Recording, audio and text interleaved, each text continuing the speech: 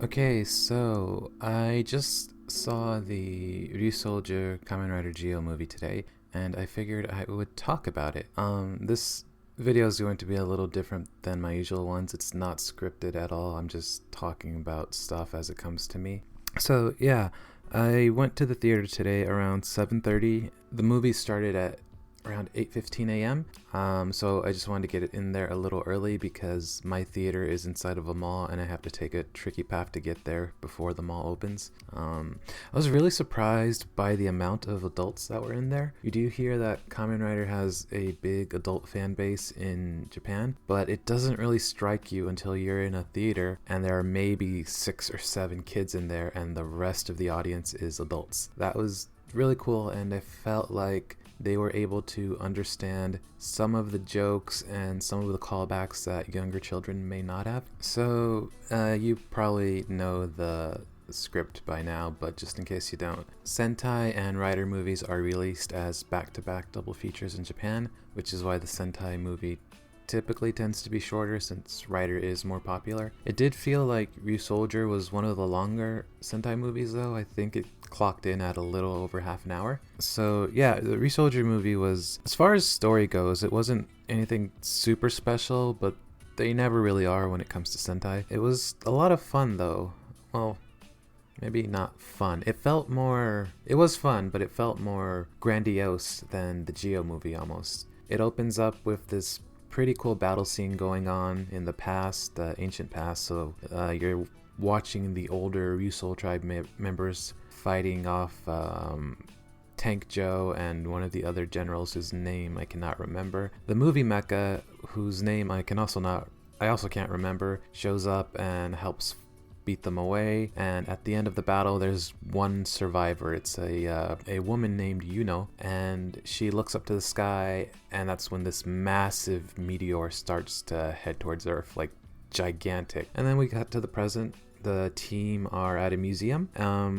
It's a dinosaur museum. It's an actual museum in Japan that's very famous because it has a lot of really cool exhibits. Some ancient Minosaur thing comes out of a piece of an ancient meteor that's on display, and that's how Yuno gets to the present day. There is a moment when the team, they're inside of the museum and they hear screaming, commotion going outside, so they rush to it, and there's this bit in there that caused the entire theater to bust out laughing. As the team is running to trouble, Kanalo does a hard U-turn as he sees this really cute girl run past him.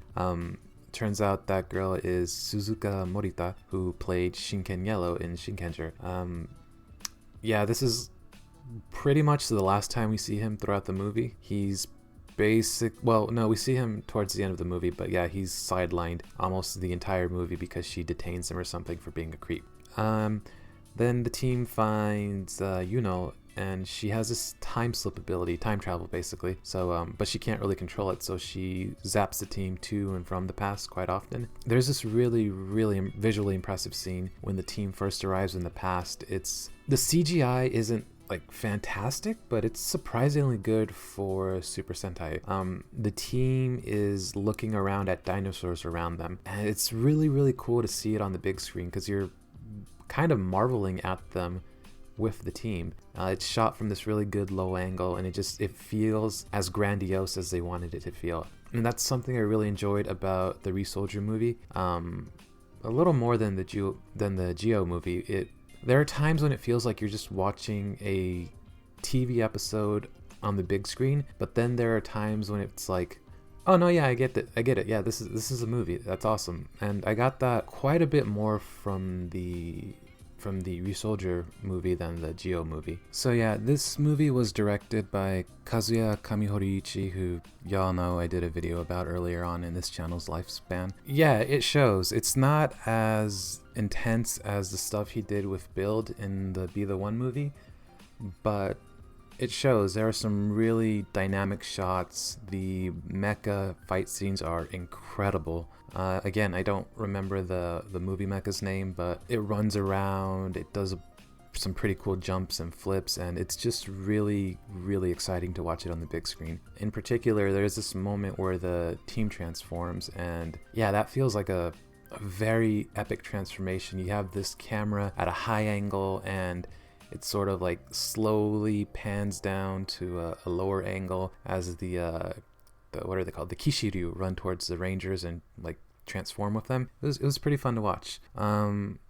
But yeah, the rest of the plot is basically Yuno's father turns out to be the person who created the Gaisorg armor, and the armor is sort of corrupting him and making him very cruel to the point where he's forcing members of the Ryusoul tribe to kind of fight each other to the death. Eventually, Yuno just begs the team to stop her dad for the sake of everyone, and so they go into battle. They get defeated, and then that's when they notice a meteor is coming towards Earth. What they realize at that moment, though, is this isn't the meteor that destroyed the dinosaurs. This meteor is absolutely massive, and it would easily destroy the entire planet. So the team rush to find the movie mecha. They defeat some enemies on the way. They wake it up, and everyone except Cole gets into the mecha and goes off to stop the meteor. And then Cole fights Gaisorg again. He gets defeated again, and then I don't exactly remember what it was he said, but there's a moment where he's like, okay, I'm gonna start taking this a bit more seriously now, and he powers up, and you realize, oh, he's been kind of holding himself back throughout this entire fight, and maybe even the previous one, just for the sake of Yuno, because he doesn't really want to defeat her father, but now he realizes he kind of has to, because that's the only way to save everyone. So he ends up transforming, he goes into battle, he powers up.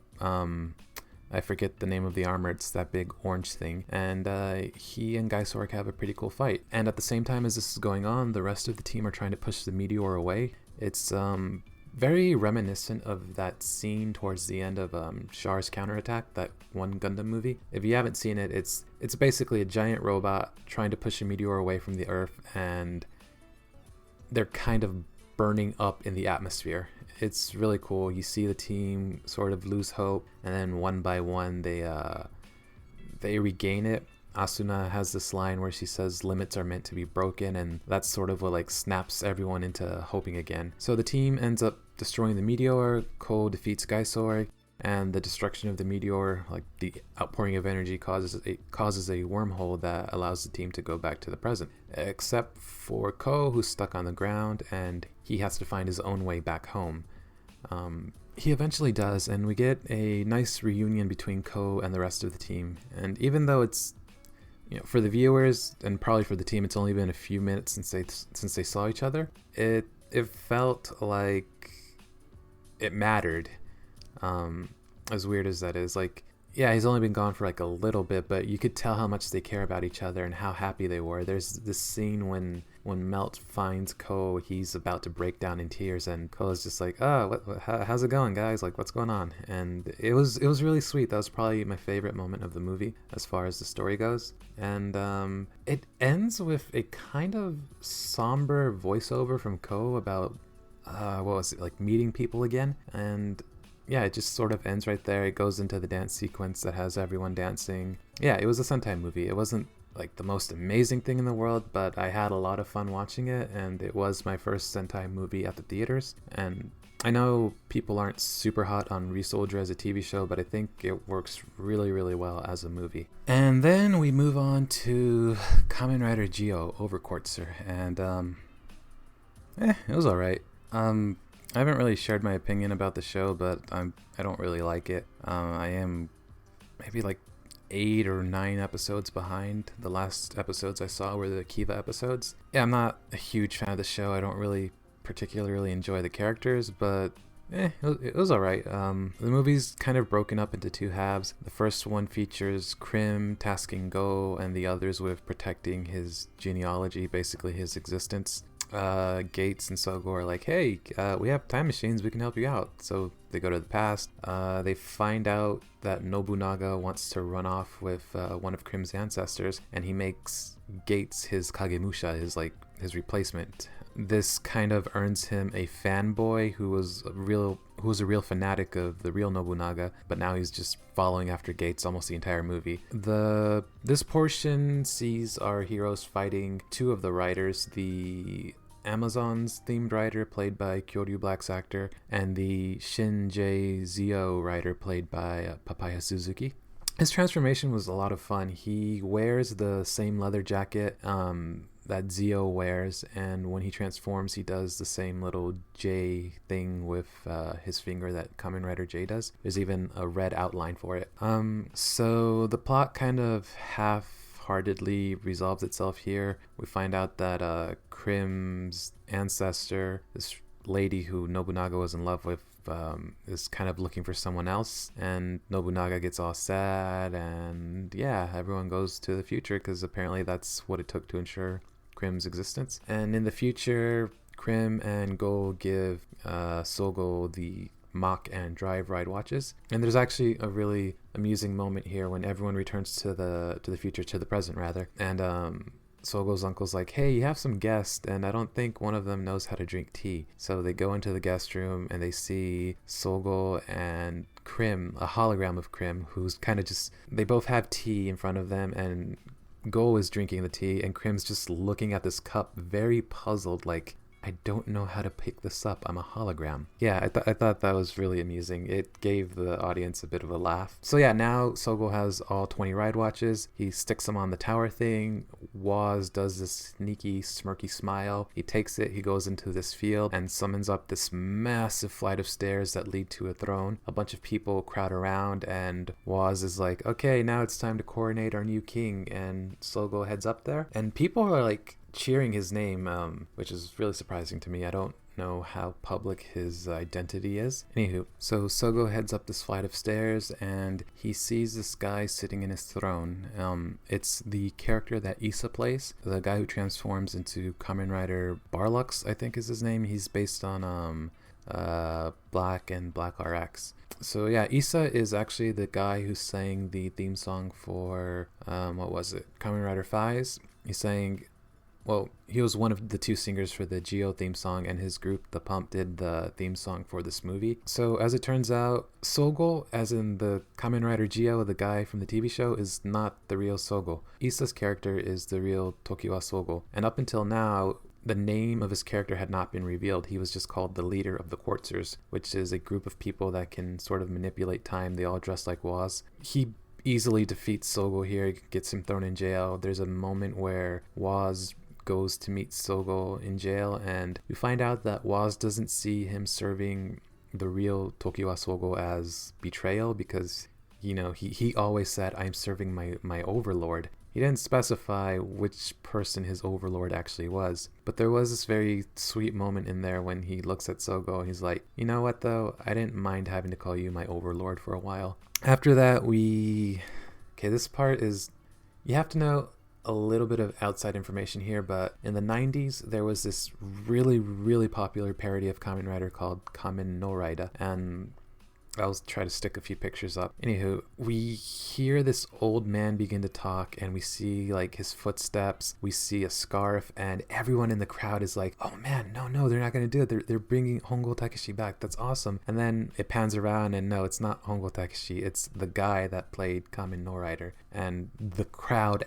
absolutely lost it at this because it was such a fantastic fake out. He gives Sogo a speech with a surprising amount of depth to it, and yeah, then Go shows up with the Gates fanboy who followed everyone to the present, and Tsukuyomi. They break him out of jail. What else? Yeah, Sogo goes back to fight the real Tokiwa Sogo. And by this point, we find out that his plan is to crash a different world into our world and completely replace it. So he's opened up a wormhole to let that happen, and it's sucking people up. It sucks Sogo in, and at this point, what I thought was one of the weirder moments happened. Sogo has a vision, and he's talking to Omagio, and I'm under the impression that Omagio is like one of the big bad villains from the TV show, but oddly enough, he gives Sogo a very inspiring speech here. He says something to the effect of, I'm not the real Tokiwa Sogo, but I still managed to become Omagio because I have dreams and because I'm living moment by moment, which is all we can do. And yeah, that spurs Sogo on to like get back into the fight. So after this little vision ends, he jumps onto this piece of debris that's like getting sucked sucked up into the wormhole, and magically this new ride watch appears in his hand. There's no explanation. It kind of just pops into life. So yeah, he uses that, transforms into a Geo Oma form, and this is what causes Woz to rejoin TV Sogo's side. He gets all happy about this. He transforms. Before he transforms, he actually rips up his little future book thing. There's this bit about how the future is actually unwritten and people can do whatever they want. Later on, Barlux ends up stabbing Woz in the back, like literally like stabs him with his sword, and he dies. There's a interesting moment there between Woz and Gates, who were kind of angry at or rather, Gates was angry at Woz for having betrayed them. What else? This leads to the final fight scene, in which literally all of the previous 19 Kamen Riders appear, and it's a very cool fight scene.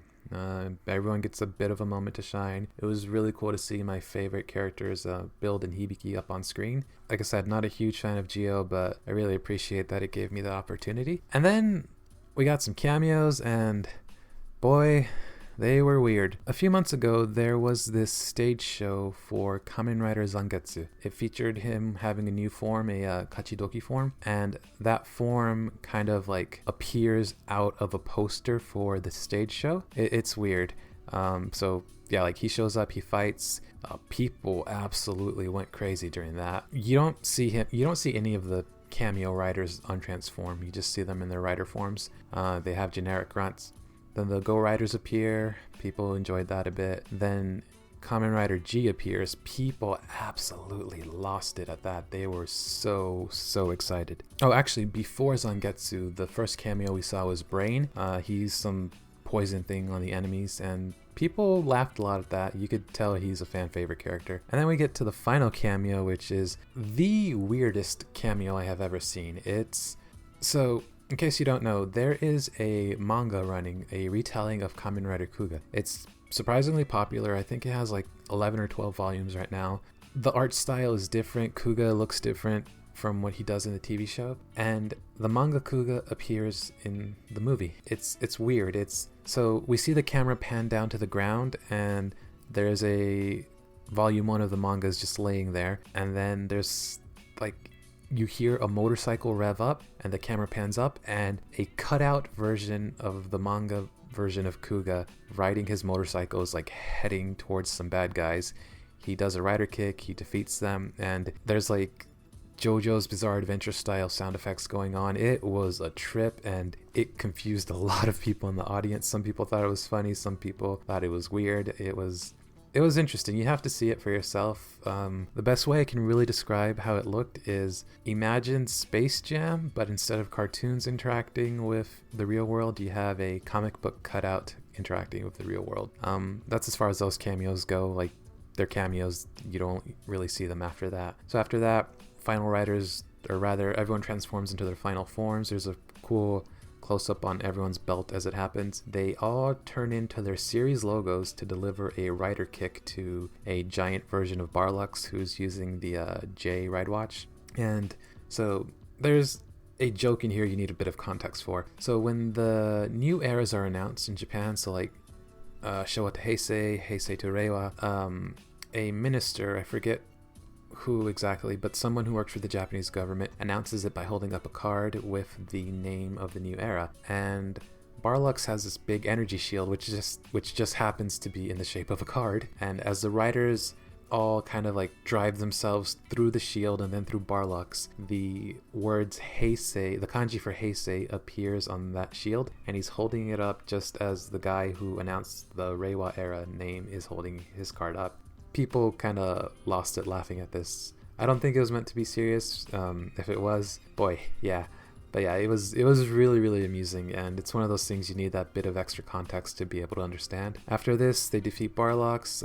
What's his face? Kyoryu Black's character, the guy who played the Amazon-based rider, is defeated. Then Gates and Tsukuyomi start to disappear because the future has changed. And after this, Sogo is walking home kind of sad, and he meets the Quartzers, the other followers of the real Tokiwa Sogo, and they're basically trying to figure out what makes him tick. Why does he still persist? Why does he want to be a king? Sogo gives this really interesting speech about his motivations. The crux of it is basically all we can really do is live moment by moment, and I think that really impressed the Quartzers. They disappear after that. Sogo gets home, and magically Gates and Tsukuyomi are there, and so is Waz. And yeah, the movie ends, everyone's happy, and it was a lot of fun.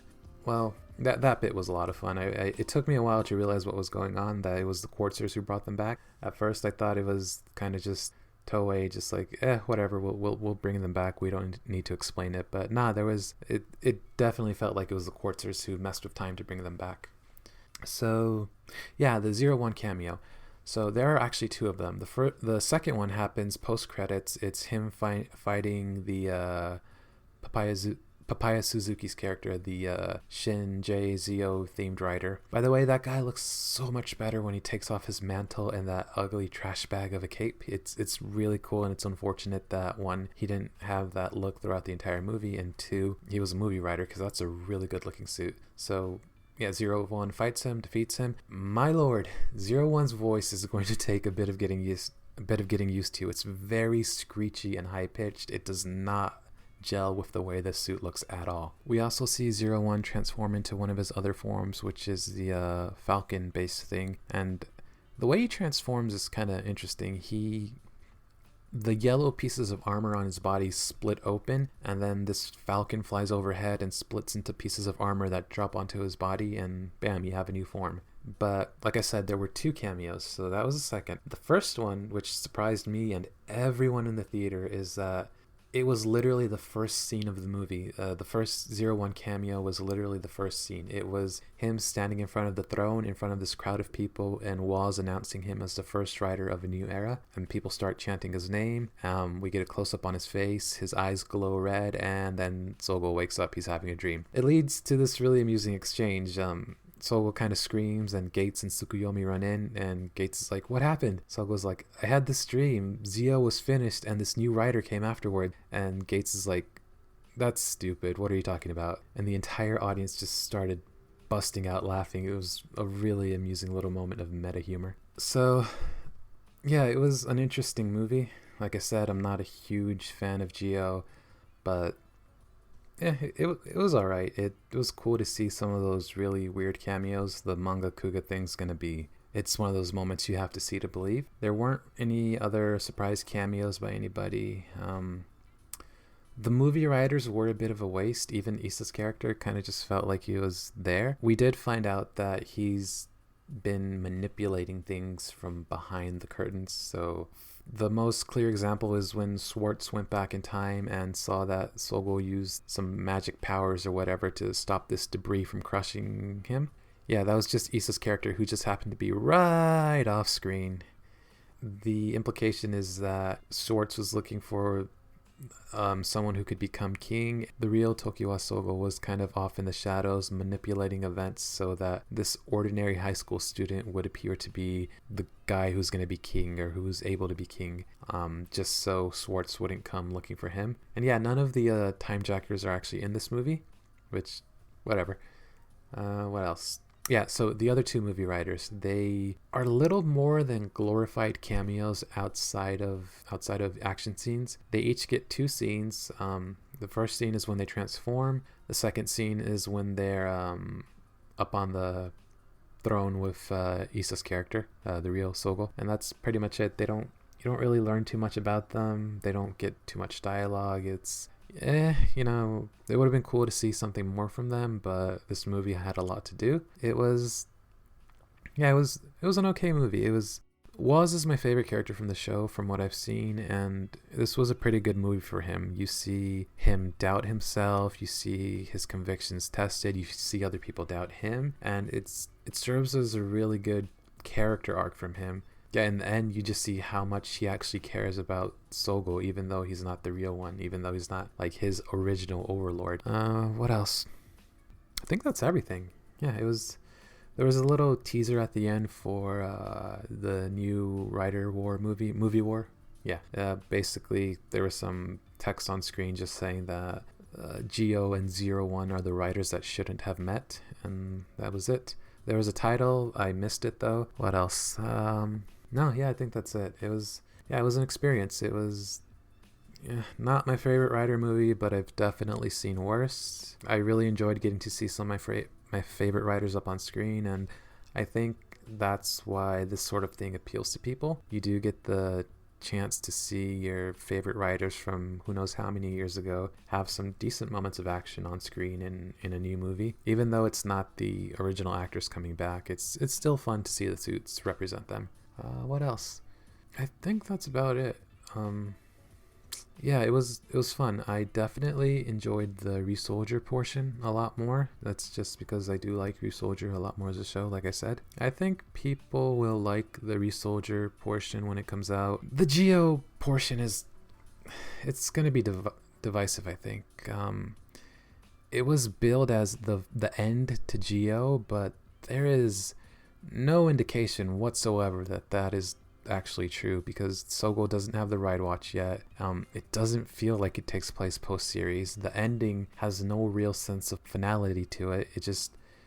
It feels like, okay, we have more adventures, but now we're true friends, and yeah, that's about it.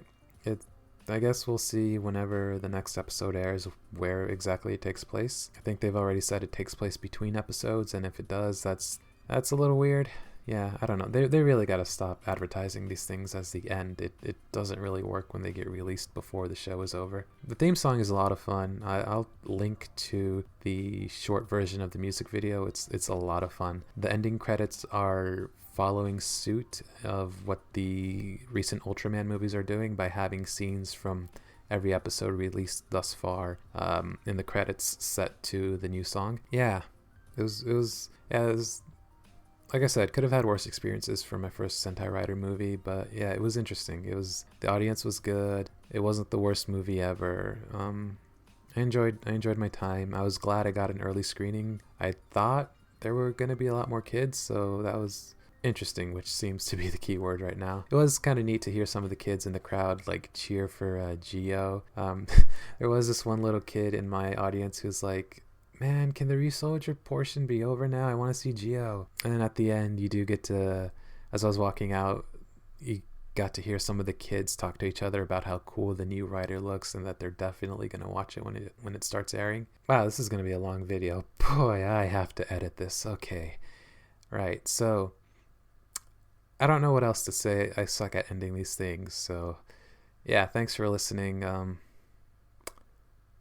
Bye? Yeah, okay, cool. I'm going to stop talking right about